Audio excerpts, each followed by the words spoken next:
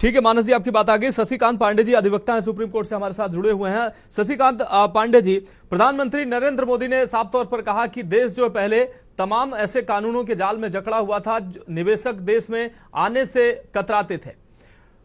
तमाम जो टैक्स से संबंधित कानूनों का ऐसा जंजाल देश में फैला हुआ था जिससे जो है वो एक टैक्स सिस्टम नहीं हो पा रहा था। लेकिन ये सरकार की उपलब्धि है कि तमाम प्रयासों के बाद एक देश एक टैक्स सिस्टम में सरकार इसको लेकर आई और अब जीएसटी का फायदा लोगों को मिल रहा है और अब नए जो बदलाव के बाद लोगों को और ज्यादा फायदा होने जा रहा है।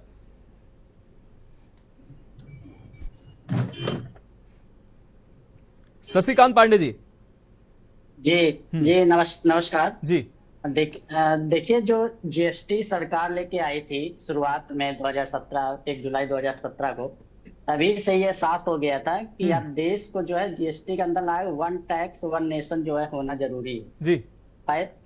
उसके बाद से क्या है कि महंगाई बढ़ती गई। ऐसा नहीं है, हाल जितने स्टेट हैं, सेंट्रल को जब ये जीएसटी लाई थी तो हर स्टेट को जो है लागू करने के लिए बोला गया था और उस समय सुप्रीम कोर्ट में भी इसको रोका जाए, कैसे रोका जाए, इसको लेकर काफी सारे पिटीशन भी फाइल की गई थी। ऐसा नहीं है, बहुत कोशिश किया गया कि सुप्रीम कोर्ट जाके पिटीशन फाइल करके इसको जो है रोक दिया जाए, ये बिल ना लाया जाए, जीएसटी लागू ही ना की जाए।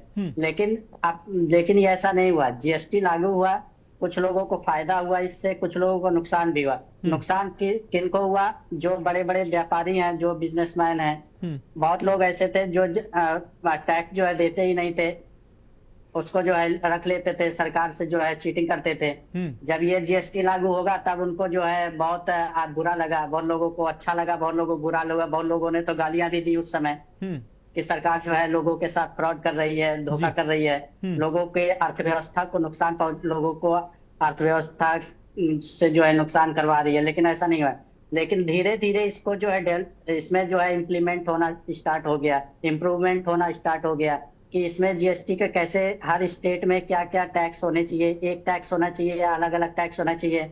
जैसे दिलीप जी ने ये बात सही कही कि हर स्टेट में जो है टैक्स एक टैक्स नहीं है, अलग अलग है। सीजीएसटी अलग है, एसजीएसटी अलग है।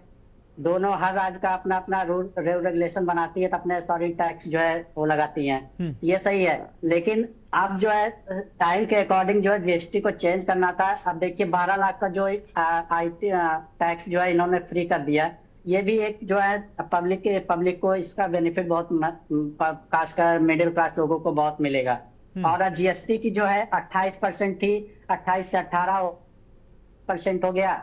तो ये भी जो है इससे गरीबों को भी फायदा मिलेगा और जो है मिडिल क्लास के लोगों को भी फायदा मिलेगा। तो ये बहुत सराहनीय कार्य है मोदी जी का और वित्त मंत्री जी का। तो मैं इसके शुभकामनाएं देता हूं उनको और आशा करता हूं कि इस टैक्स लोगों को बहुत बेनिफिट मिलेगा। और मुझे तो ऐसा लगता है जैसे जीएसटी को रोकने के लिए लोग सुप्रीम कोर्ट मूव कहते हैं, कहीं इसको रोकने के लिए भी जो है सुप्रीम कोर्ट मूव ना कर जाए लोग। तो कुछ लोग हैं जो नहीं चाहते कि हर स्टेट में, हर पूरे भारत में एक टैक्स लागू हो। तो नहीं, टैक्स तो सर अच्छा है। शशिकांत पांडे जी, टैक्स तो वो लागू ही है।